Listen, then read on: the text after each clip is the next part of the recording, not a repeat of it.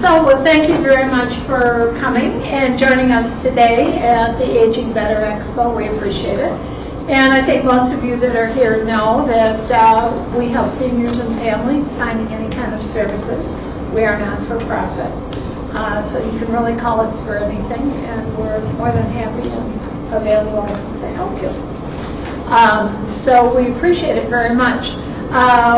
One of the people in the organizations we really can't do what we do without our Barrington Behavioral Health and Wellness, and Cori Moschberger, who's a clinical coordinator and therapist.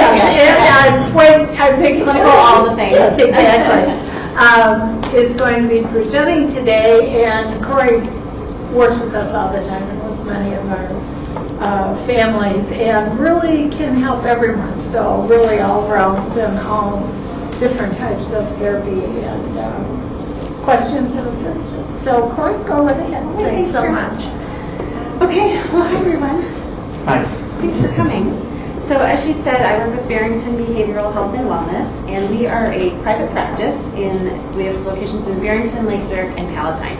So there's about, I don't know right now, 18 of us on staff, and we're very insurance friendly, but there's a core group of us on staff that are also Medicare providers, primarily social workers, licensed clinical social workers, and we serve seniors in their homes, in assisted living facilities, memory care, as well as their families, caregivers, and support that whole sort of picture. And so I'm the clinical coordinator for what we call our senior team. And so I've been doing this with BBHW for almost 10 years now. And it started out in my career serving youth and young women and transitioned into private practice. And our practice owner said, I'd really like to start an in-home service program. Would you be interested in starting that? And my background in nonprofits, I said, sure, yeah, I can start any program you want, but I haven't worked with seniors. I don't know how that would go. And so I gave it a shot and loved it. And working with their families, and as a social worker, we're very much into resourcing and welcome, trying to get as many supportive services around a family, a person, anyone we're working with as much as possible. So in my 10 years of working with seniors and their families, I've worked with lots of caregivers, and have also gone through this a little bit in my own family. My mom caring for my grandmother, and I have not had to be in that specific caregiver role just yet, but I suspect it will be coming my way. And so I'm excited to share this with you today. So I wanted to be just really, really practical and give you guys some tips on just how do you care for yourself while you're caring for other people. And actually I was on the phone with one of our team members this morning who has got a lot on her plate, and I said, are you talking to a therapist?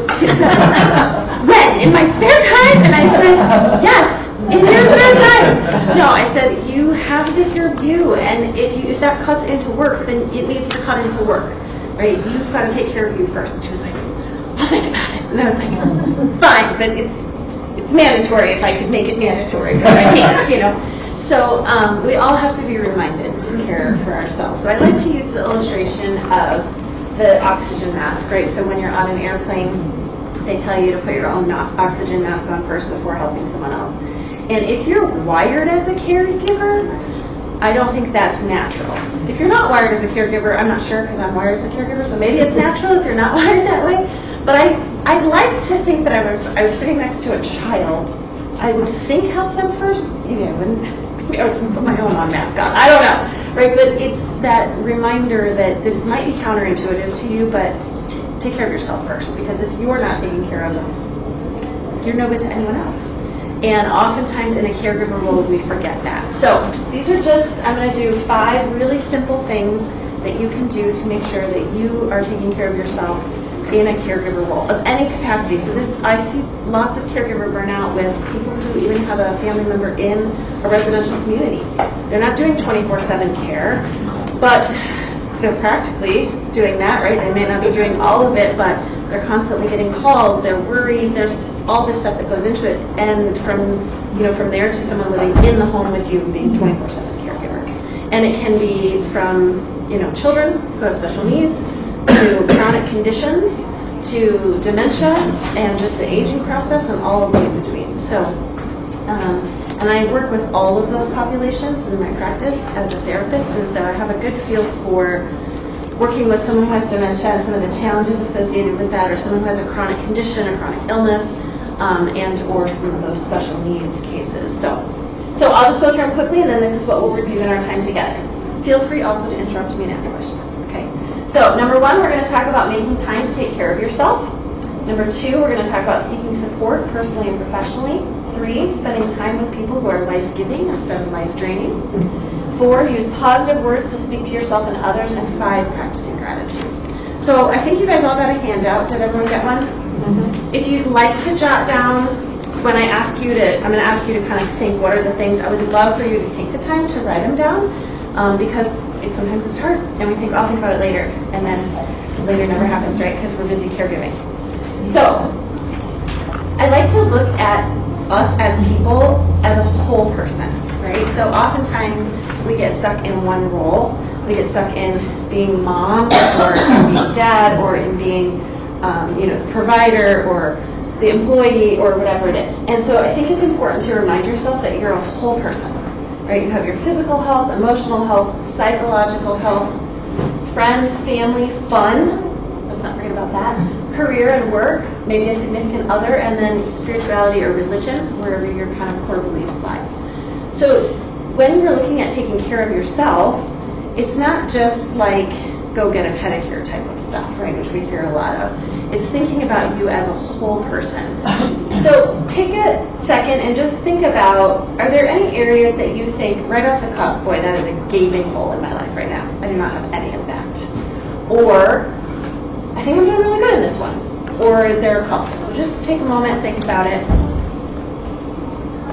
I feel like I have to be really intentional about my physical health. I build in workouts into my life, which takes a lot of discipline, and sometimes I fail at that. And then I also work really hard at fun and leisure, which sounds silly to say I work really hard at fun and leisure, right? But I have to make sure that I have something in my life that I enjoy, and that I can exit in my brain, right?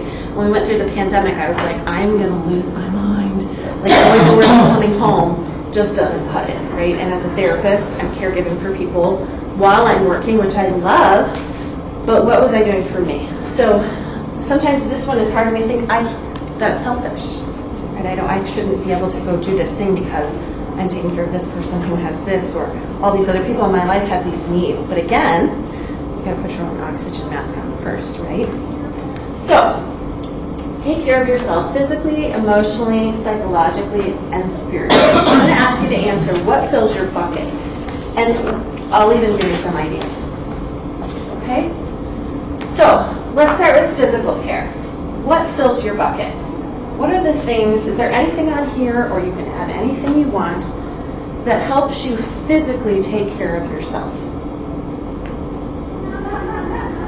Anyone want to share anything that comes to you?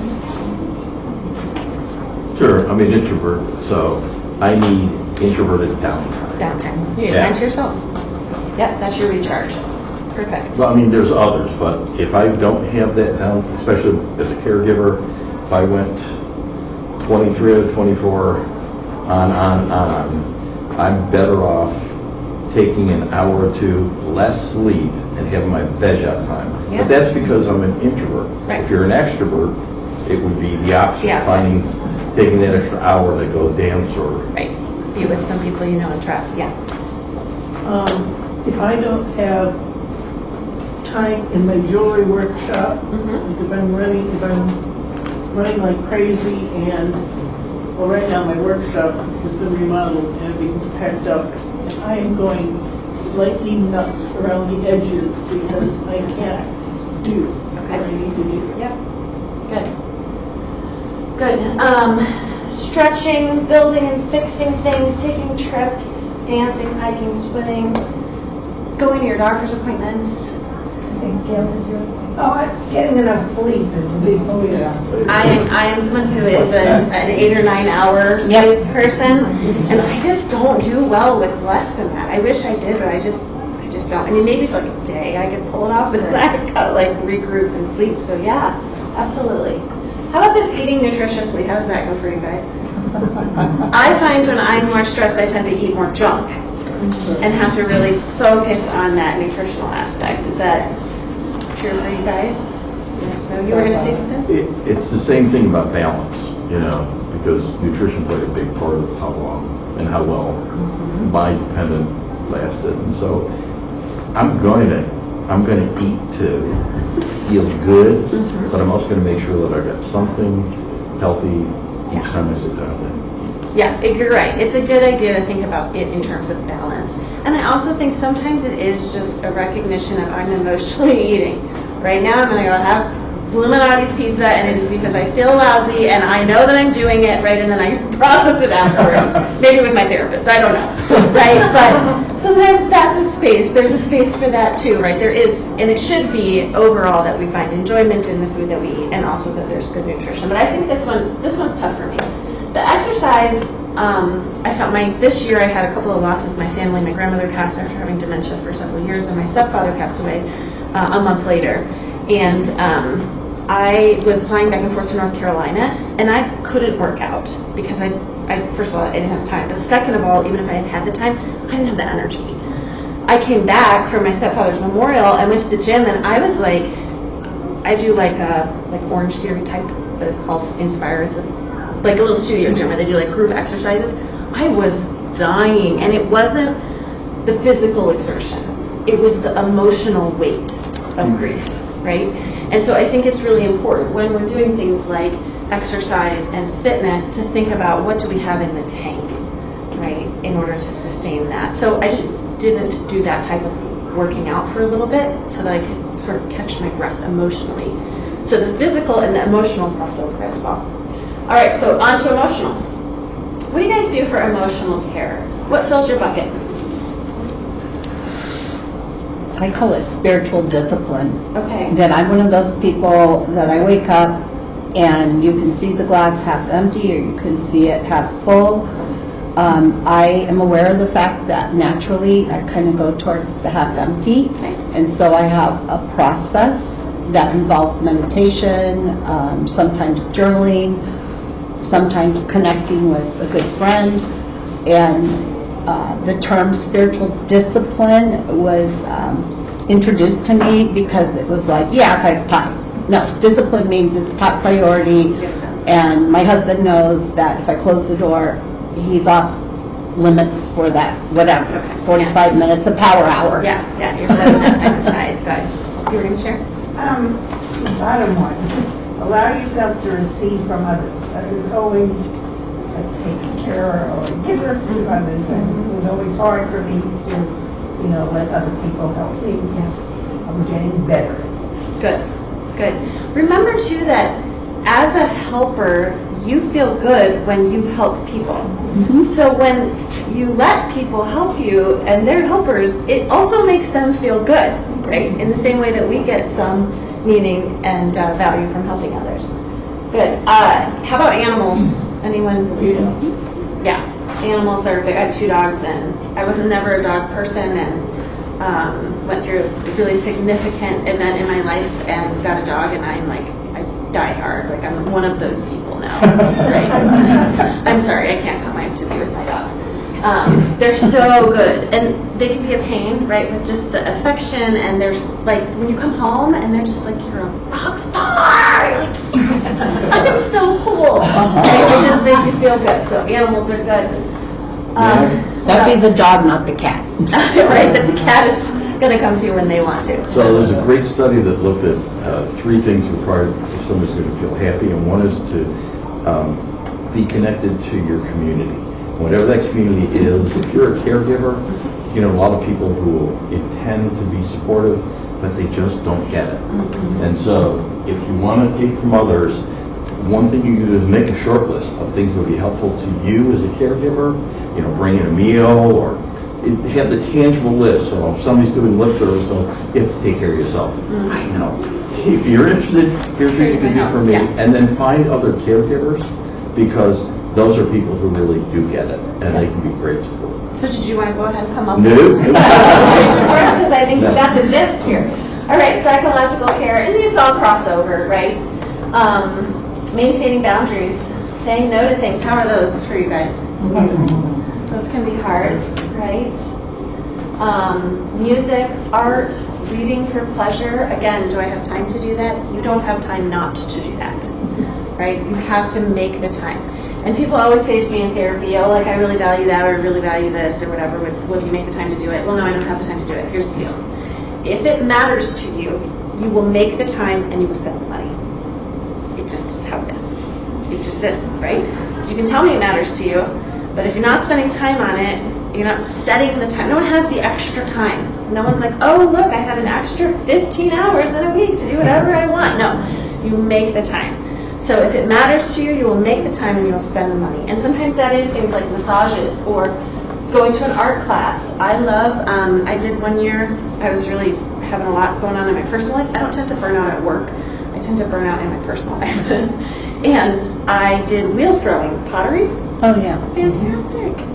I put my headphones on. There's something about the clay, number one, in your hands, and I think anytime you're doing things with your hands.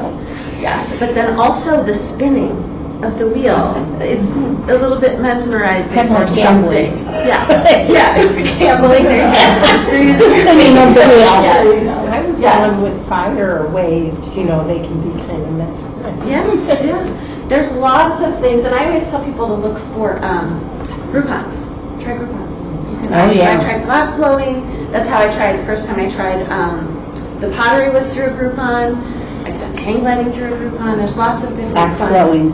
Axe throwing I did through a Groupon as well. And axe throwing is good because you're like a little aggression out. You're a little sore the next day. And if we're going to make that short list of how people can be helpful, if they want to be helpful, they can arrange for you or somebody to come in for the hour while Yep. you're going to get me a Yes. coupon for We this. call that respite. 100%. Spiritual care.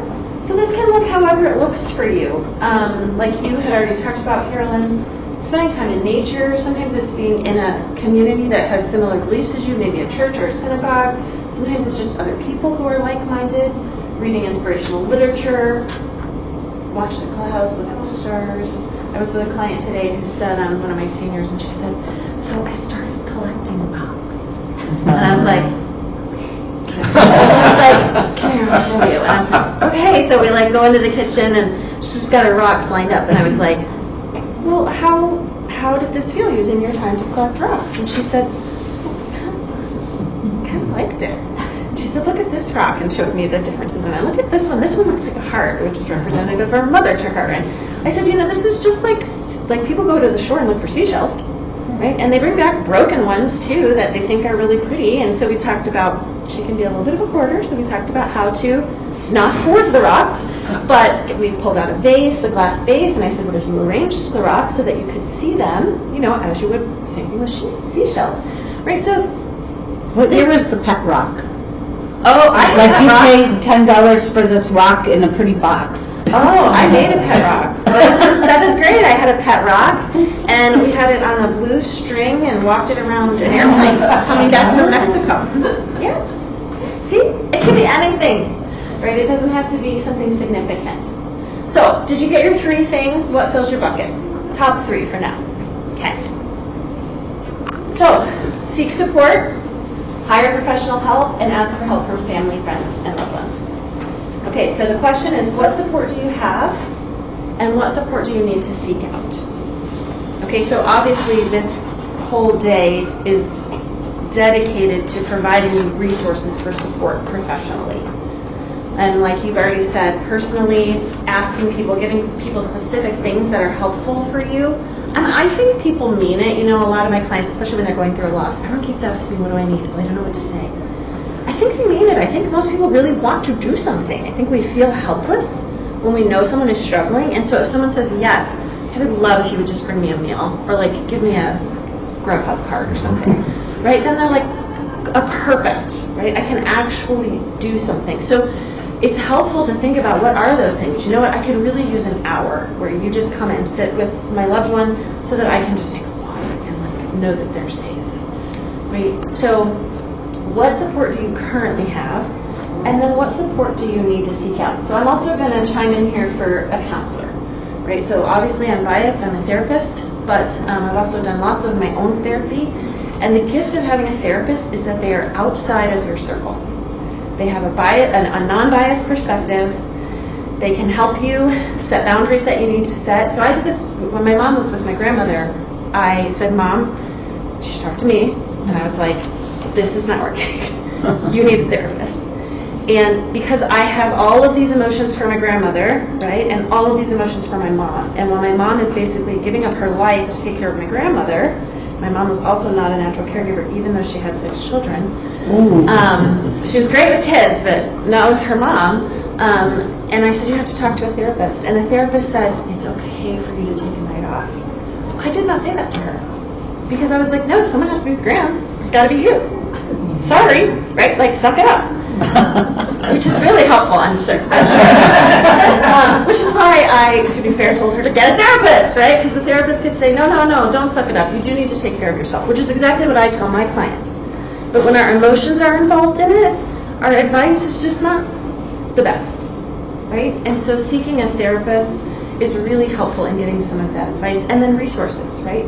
I cannot tell you how many things I know that you don't know that you don't know, right? You just don't know what you don't know.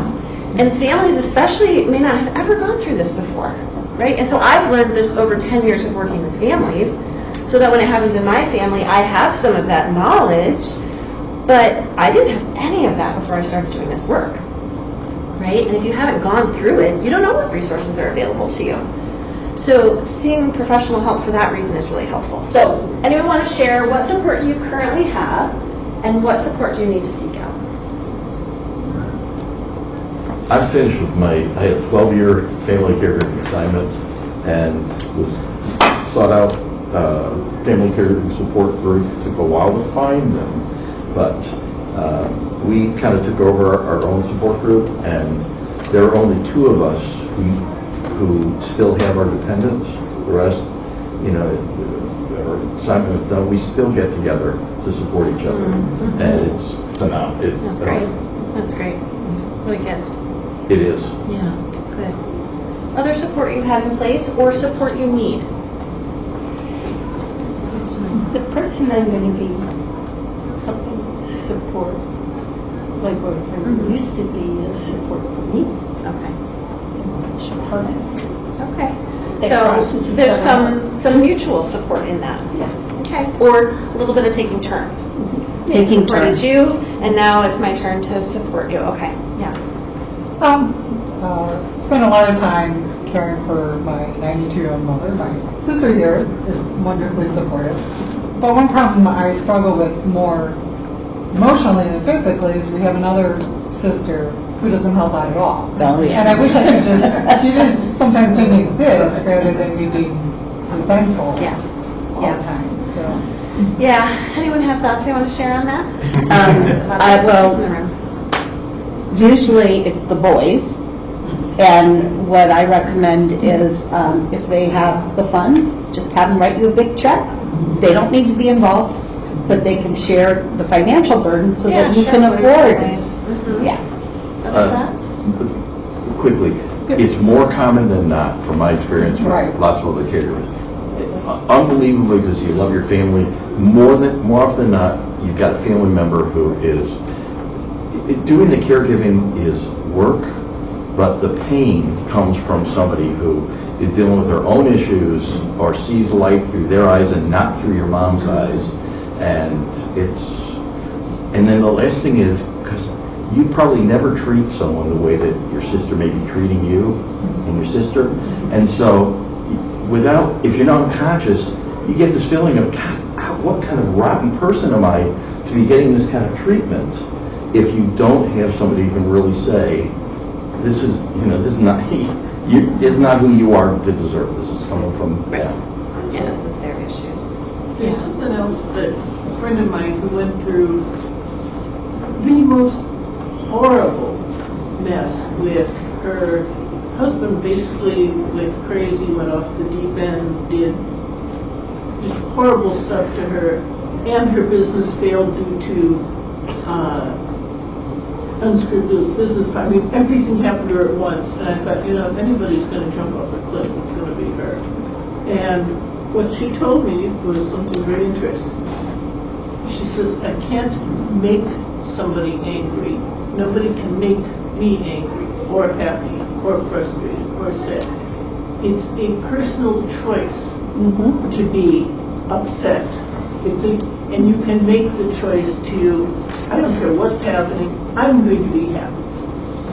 Yeah, so that may be a little oversimplified in my opinion, but it follows the model of what we would call cognitive behavioral therapy, Yeah. right? So where we think our feelings are automatic, when often what's happening is our thoughts are automatic. And so if we can catch those thoughts, like you said, is this about me? This isn't about me. This is about her, and this is her issue. Validate our feelings, and then decide how we want to act on that, right? Do I want to hold on to that anger and resentment? It's fair, of course you feel resentful, but that's not harming her, right? It's like, that's only harming us to hold on to that. And so what do we need to do to be able to work through that and kind of let that go, let it be sort of her loss, that when you look back on this, even though this is really difficult, you're going to be able to say, I was present, I did what I needed to do, I did what I felt was right for my mom, for our loved one, and she has to live with the decision that she made not to be involved, right? And sort of try to separate that. And yeah, nobody can make you angry, but your feelings of anger are valid when someone's behavior is not helpful. So, yeah. What you also said is, what do I need to do so I can process this and then let it go? Because it's not just about, okay, I'll be this way. It's, I'm going to tend to feel the way I act, not Yeah. the way I feel. Yeah. And it's, I think, also accepting what people are capable of. Right? It's asking yourself, so I do this with my siblings as well. I have 4 younger siblings, much younger. So the sibling beneath me was born when I was 15. And I have an older brother who's a whole other story. And I have to ask myself, what are they capable of? And it is often the boys, but not always. One of my brothers is the sweetest of us all, and is the one who took care of his dad while he was passing. Is what are they capable of? Right? What are they? This is not something that they do. It's the same thing with my mom, with my grandmother. I actually said to my mom one time, she was talking to me, and I said, Mom, you are not that bad of a person. And she said, yes, I am, because that's how I feel. And I said, no, you're not, right? So it's what is she capable of? What are the people in your life capable of? And we're not wired for this. That's a really excellent point. And I don't know, I'm the oldest of 3 girls, and, I'm the bossy one that came into town and finally got mom moved after 5 years. The middle child is the pleaser, and she gets 3 calls a day from mom. And then our baby, she went from dad changing the oil on her car to her husband. And quite honestly, she is not a natural caregiver, but she does have good money. So we're just taking her checks, and she's out of the picture. What are people capable of? What can they give? Where can they step up? That's the problem. What happens when there's no money either? Yeah, Well, money yeah. is really Then you have to tough. get creative. I mean, there's 4 of us. My parents are 95 and 94. And Yep. 2 of us live out of the state. The 2 that live in the state, my brother who lives in the same complex does what he can, but he's limited because he doesn't drive. My sister doesn't make time for anybody. She gets overwhelmed by just thinking about it. And it's just like, we get frustrated. You're there, you need to take care of this, but you can't get her to do it. Right, and if because she she's not can't. capable Right. of doing it. So then but it's- everyone's also going through their own drama and their own Yeah. personal life, so Yeah. it's hard. It's looking for what are the other outside resources that you can find. And I would add to this professional help, a lot of people don't seek out professional caregiving help because they feel like, oh, it's a stranger in my house. It's so valuable to bring in a caregiver. And it's tricky. I know the industry is challenging. It can be hard to find a good fit. But better just start early on in the process. A lot of families wait until there's a crisis and now I have to go to work and this person needs care 24/7 and I don't have anyone, right? Like what we did with my grandmother was she didn't want a stranger in her house, very introverted, and so we said, we're just going to have her come in and clean a little bit, right? So she was coming in as like a cleaning person. But she did, the dishes and whatever, and fixed lunch. But she was a caregiver, right? We hired a caregiving agency to step in.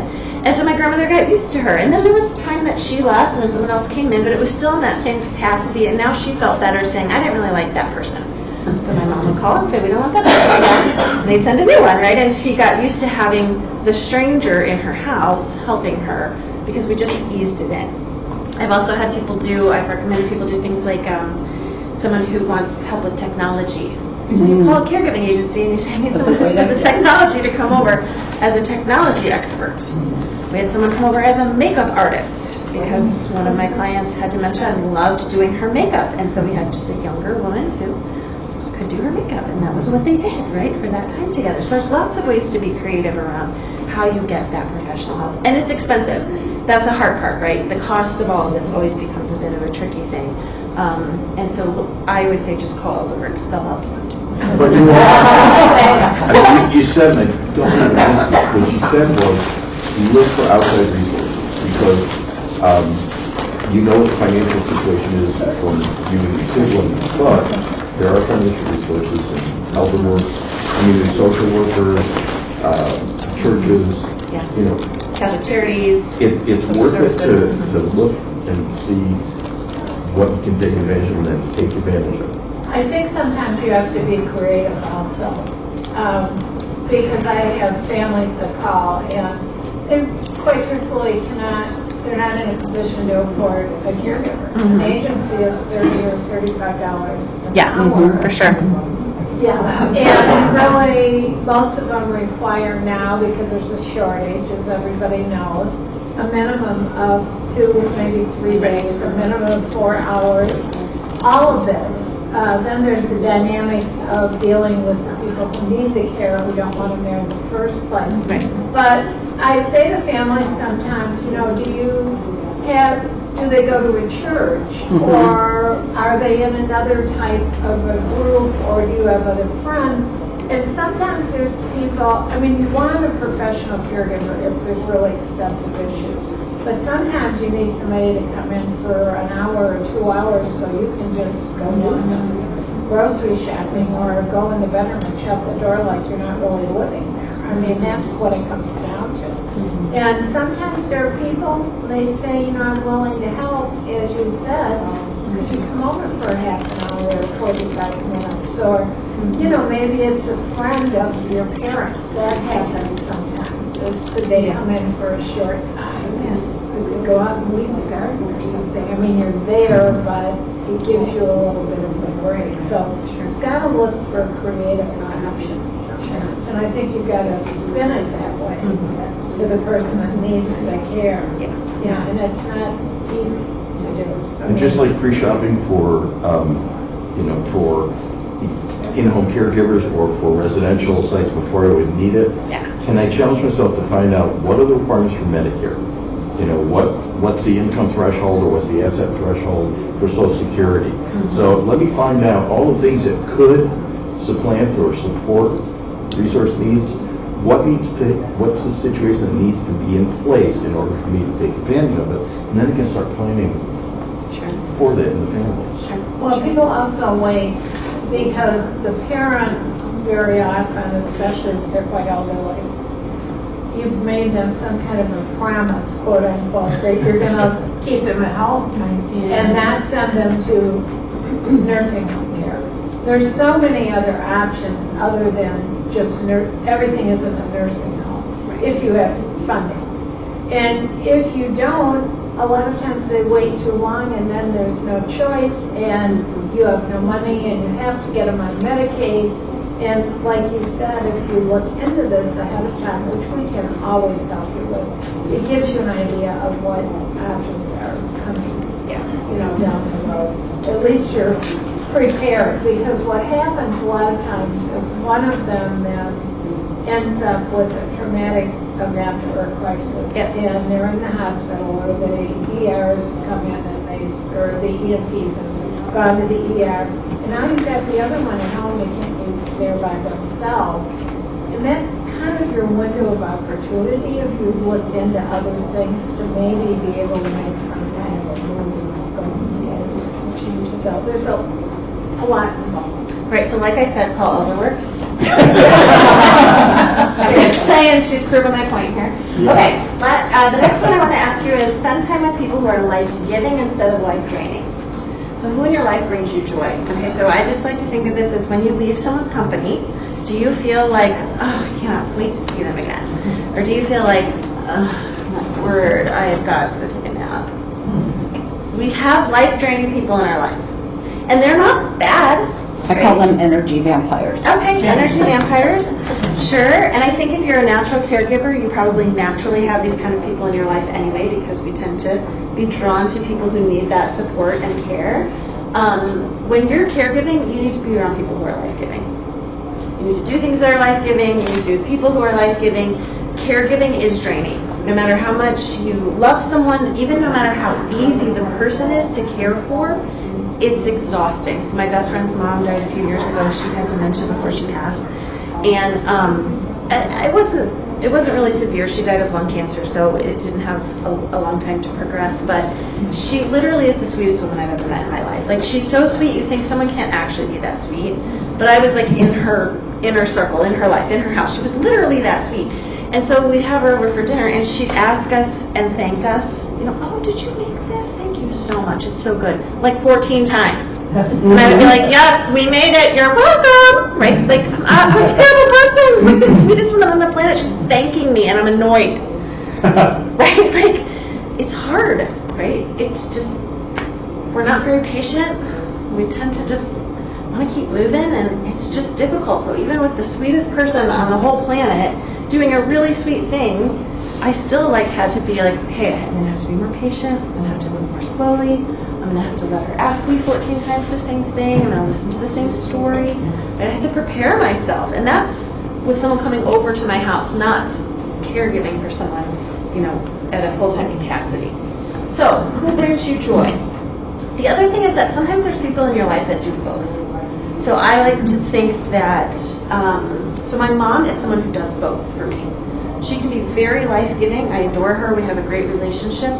And she's also can be challenging because she's got a lot going on. My youngest sister's 25. She has some mental health issues. It's extremely draining. She was caring for my grandmother until March. And we had about 5 years of dementia happening. And so, to call my mom to get some support, well, she's busy being a support. And so then I was like, I can't. I actually did this the other day. I called her, and my sister's car needed work, and then it needed more work, and then they got it fixed, and then she drove away from the dealership, and it broke down, and then she said, and then we have to do this in the house. And I said, Mom, I can't listen to this right now. I'm so sorry. I'm hangry. I had a long day at work. My last client was really difficult, and I'm beat. And she was like, okay, well, let's talk about something else. And changed the subject and went into more life-giving mode, right? So I feel like sometimes it's both. And sometimes I can say, Mom, I can't do this right now. And sometimes I just have to listen and then hang up and maybe call my best friend so that I have someone life-giving, right? So just evaluate this. And I don't think it's negative, right? It's not, my mom's not a bad person, because sometimes when I talk to her, it feels life-draining. She's got her own stuff going on. It's a mutual relationship, right? But when you're in need, sometimes you just have to be with people who are able to focus on you. Okay?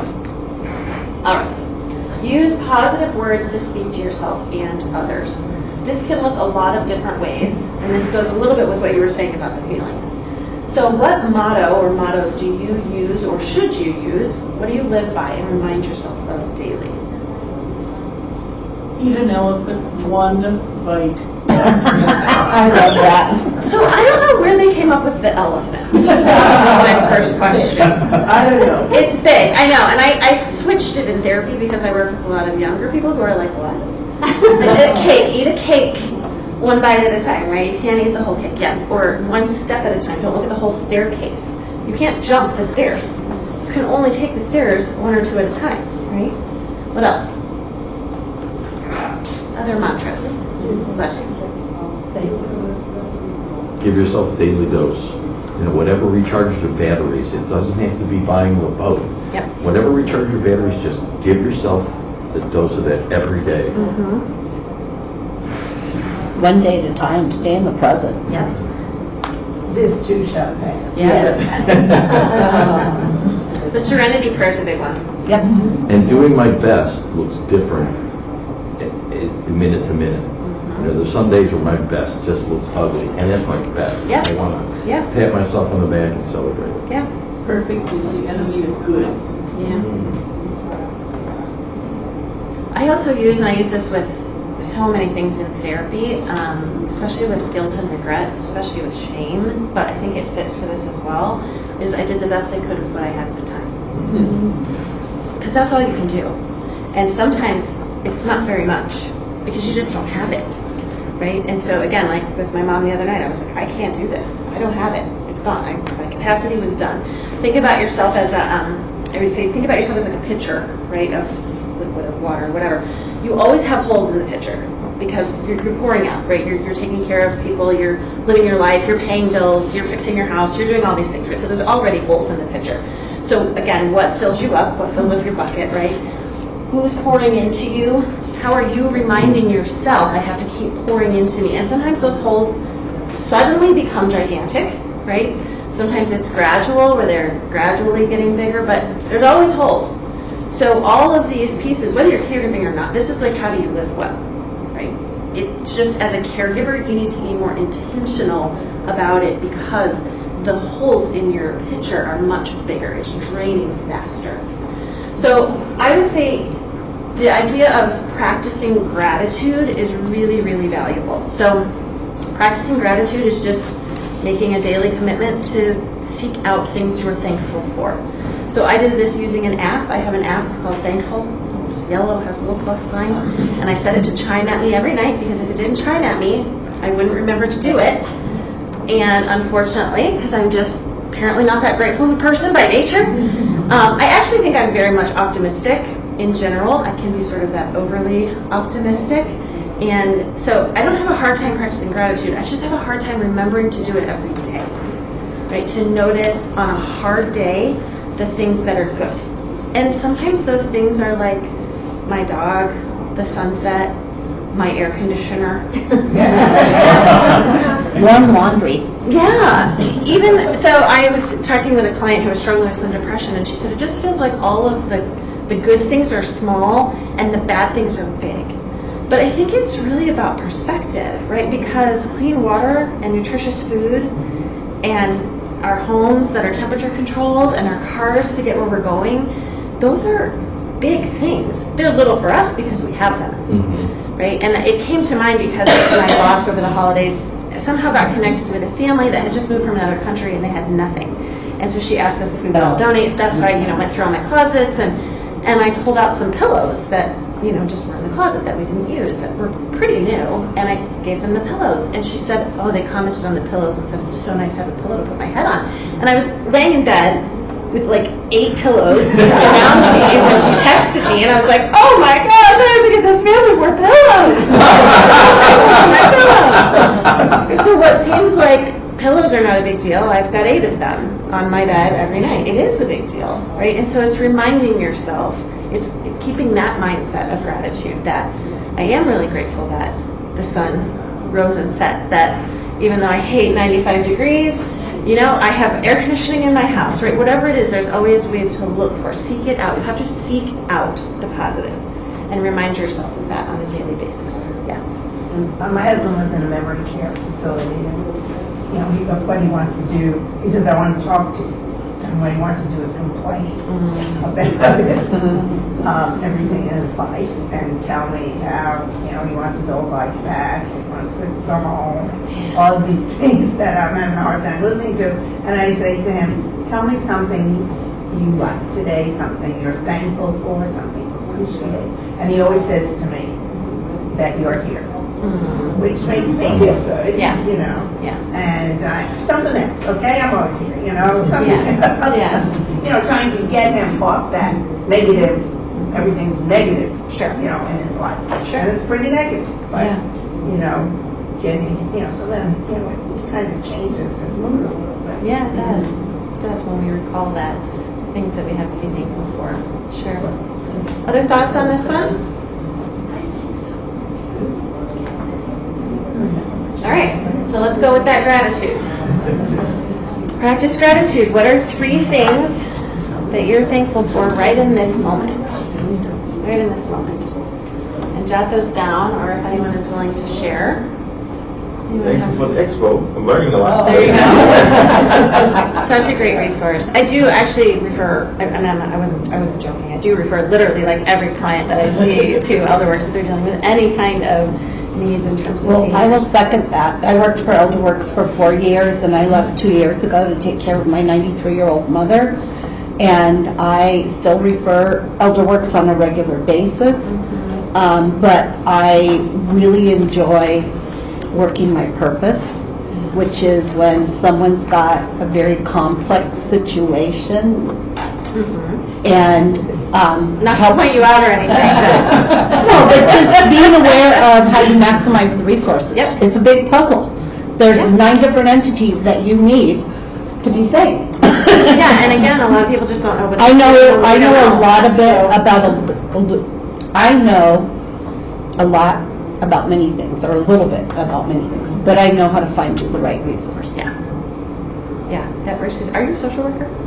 Oh, no, I suck at that. No, you're I now, have- we've now deemed you like an. No, I was social dreaming about my clients. I was dreaming, and my Yeah, but husband. that resourcing, that's that like social work. No, that's Systems thing. No, that's like project management.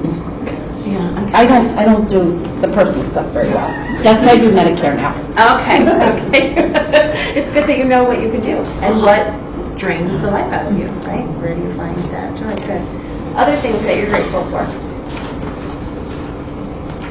Well, something my friend always tells me, he said, be thankful you still have your parents. Yeah. Sometimes that's, you of course are, but then in the moment, it's so hard. Like you want to trade? For you this way. Or you want your parents, because you want them the way you remember them when you were 40 years younger. Yes, Right. yes. Energy suckers are really deceptive, so a lot of times they'll come at you like, I'm being supportive, and they can say, oh, God, it's, what you're doing, it's so unfair.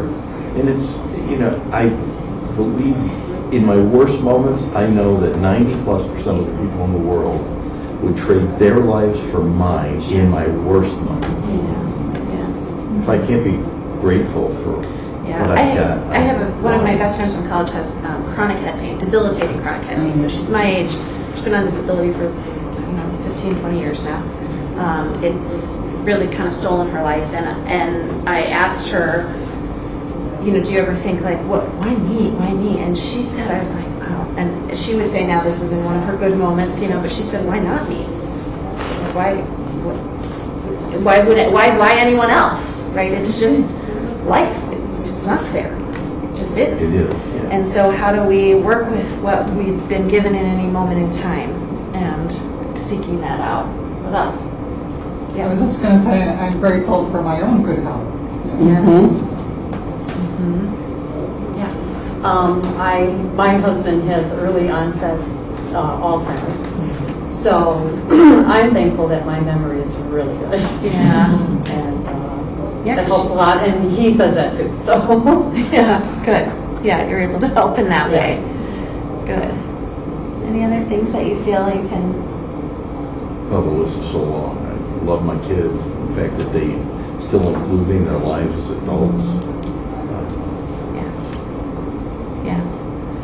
Yeah, I've learned a lot about this working with seniors, and as a separate presentation that I've done for ElderWorks is Aging Well, and one of the things that I've seen most is really it's that practice of gratitude. It's seeking out the good, that people who get stuck in what I had get stuck, right? And if we can remind ourselves to seek out the good and to adjust and to change and to move forward and acknowledging, it's not, we call that in the therapeutic world, it's not toxic positivity. It's not acting like everything is fine when it isn't. It's just being intentional about giving some balance to your perception, right? And saying, this thing right now is really hard, it's really draining, I'm exhausted, I feel depressed, or I feel this way. And also, at the same time, I also have these other great things, right? And so we're at least balancing those scales a little bit in our hearts and in our minds, and that's really important in terms of just how we do overall. We also tend to carry, this is a little soapbox issue for me, so I'll keep it small, but we tend to carry, our emotions and our physical health are so intertwined, and our culture separates them, which I get, right? We need specialties in the medical community, but they are not separate. No. If you are anxious, you probably have an upset stomach, right? If you're depressed, you might have a headache. You probably feel fatigued, right? And so notice some of that stuff too in your body as you're looking for what's going on with me, how am I doing? And then seeking out ways to change that by the people you hang with, the things that you do for yourself. So kind of bringing us all the way back around to that, here we go. I won't be able to get back to the first line. That where we started, that this is about making an intentional decision to take care of yourself as a whole person. Well, I don't know who else is seeing this trend, but in Medicare, where you're eligible at age 65, we have people that are unretiring. We have people that, if their health allows, they're working longer. And why? Because it gives them that sense of purpose. So, for example, we replaced one of our people with two, experienced agents that are job sharing. And I said, why are you coming back to work? She goes, my grandkids are so expensive. So she's able to do a job on her own terms, part-time, remote. And what we as a company get is this incredible wealth of experience that, I'm sorry, those 20-somethings, they might be good on the keyboard, but they do not have our work ethic. Or at least the experience to bring to the table, because they're still young, if we'll generalize broadly there. Other thoughts about caring for yourself and the importance of this? Remembering that being a loving caregiver and a good caregiver doesn't mean that all care has to come from these two hands. If there are hands that are better suited, and that person with those hands are better wired to give that care, that's the most loving thing you can do. And, from my experience, it's more stressful to care for somebody through someone else's hands, because it's easier when I'm providing the care. When it's somebody else, I don't ever stop worrying and processing as a caregiver, but I don't have control over the other people who are providing that care. Yeah, you gotta learn to delegate. Cut yourself some slack. Yeah. Good. Any other thoughts on these? Making time to take care of yourself, seeking support, spend time with people who are life-giving, use positive words to speak to yourself, and practice gratitude. How do those feel? Practical enough? Do you feel like you have kind of a nugget you can take away? So I'll ask you to pick one. If you pick more, great, but let's just be realistic on what you have in terms of capacity. One thing that you want to do differently or add to or change in the way that you are caregiving now. So take a look at kind of the things you jotted down, or just think through, what is something that you feel like, I need to address this. This could be better for me as I'm in this role. And if anyone wants to share, that's great. If you don't, that's okay. Well, I'm very quick to skip or cancel art classes I've signed up and paid for, and exercise classes because, my mom has some emergency, the doctor appointment, and the doctor's only available on Wednesday morning. And, I'll worry that her bills are paid, while my own, I'm like, oh, I forgot, Yeah. I forgot to make that bank transfer. Yeah. Okay, so you need to focus a little more on yourself. Yeah. And if there's things if there's a class, let's say specifically that you want to go to every week or whatever, then maybe it's a space to reach out for help to see if you can bring in a caregiver or a friend come to sit with her, so that if there's an emergency, someone else can take her, and you can participate in the class. Yeah. Any other? Yeah. I think making time for myself, I do photography and I belong to a group, they meet every Tuesday most of the time, and I do prioritize that. Only 50 times on the class, but I'm firm with him, tell him this is my time, not yours. Okay. So that's important to me, and one of the things I'm not spending as much time doing my photography, and that's a hobby that you need to practice all the time to remember what you're doing. Yeah. But, so I keep trying to get in more, but it's not happening. So create the time and the space for you to really continue in that, do more of that. Good. Other thoughts? Because it might be helpful for someone else. Things that you feel like you can do to better take care of yourself while you're caregiving for others. And I'm done with my 12 years, 10 full-time as a caregiver. I make sure, and I had a better situation than many because my mom slept well, and so I was able to. I knew her sleeping patterns. I was able to leave her alone. I made sure I got up every day to do something. So every day for at least whatever minutes or an hour that I got away, I was not a caregiver 24 hours a day. I was still connected to the other parts of who I was.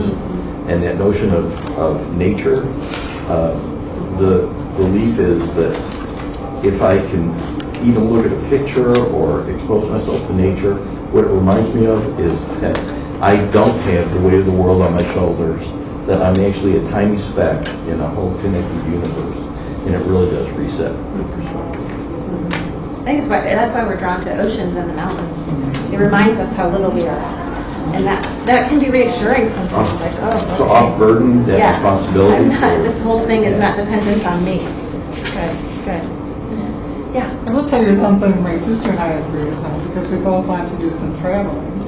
So we kind of made an agreement, like, if I'm traveling, Mom goes in the hospital, whatever, I'm not coming home, she's going to handle it. Good. Likewise, Good. vice versa. Yeah, you need that time.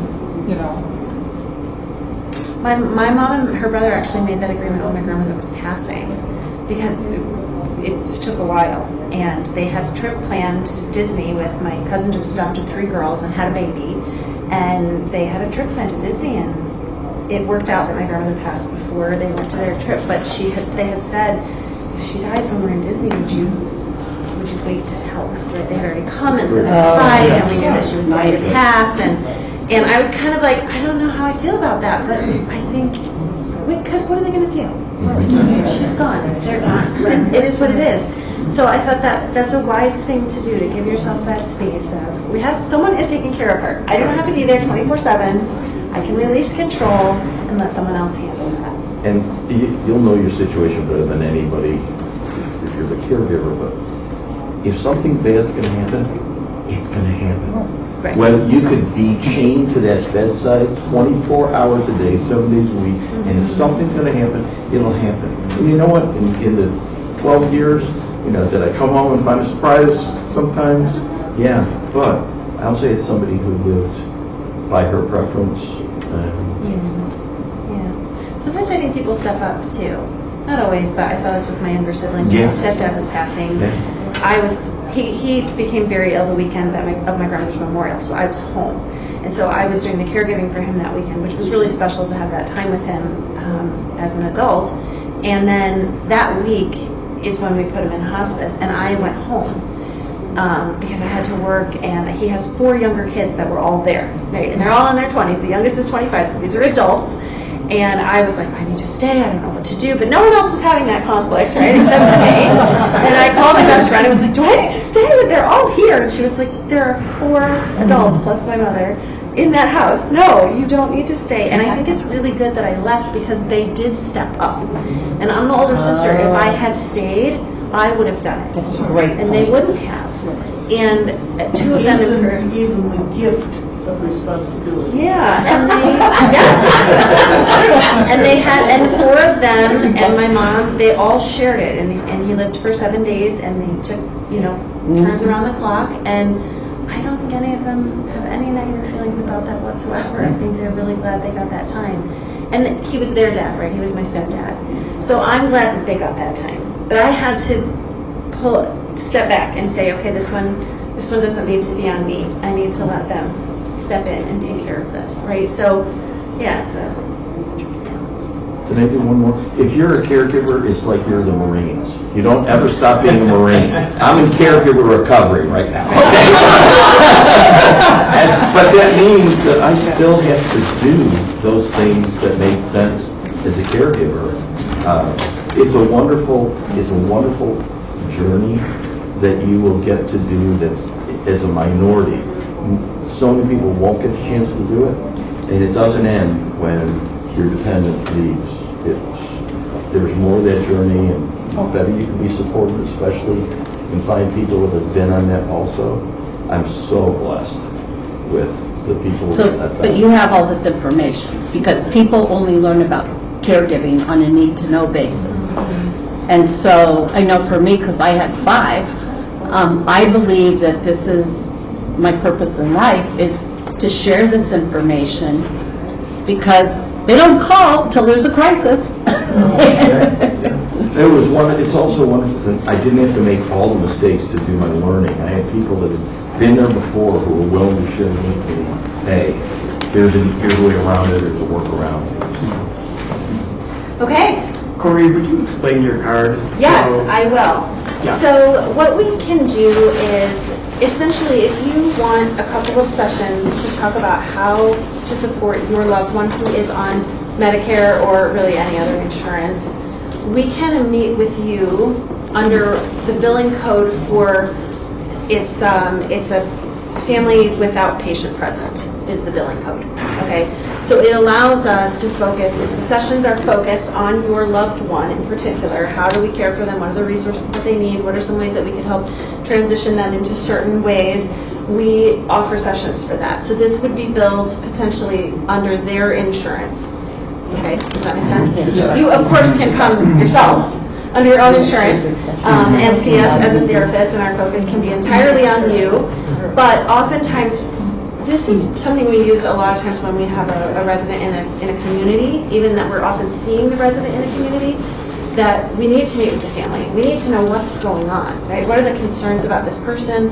What do we as the clinician need to know to look for your loved one? So we use it for that purpose. But I've also used it, actually I've done this recently this year with 2 people who came in and wanted their parent to start therapy, and so we did a couple sessions so that they could get to know me and we could talk about their parent, what their needs are, then brought their parent in to see if their parent would be open to that or connected to me in that way. So that's what this is. Great. But you didn't really spell this out, but one of the ways that therapy has been useful is, if you've ever heard the term good cop, bad cop, where I'm the loving daughter, mom does not want to move out. And so I, as the daughter, will say, Mom, I understand, I hear you.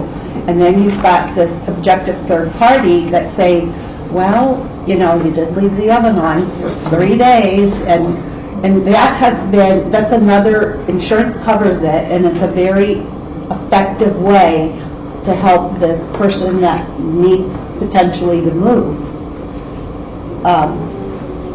feel like their family's supporting them. Sure. There's a fine line for a therapist in that because Okay. we need to be about what the client wants. But what we're going to do is reflect. Well, if to there's the a client. safety issue, Yes.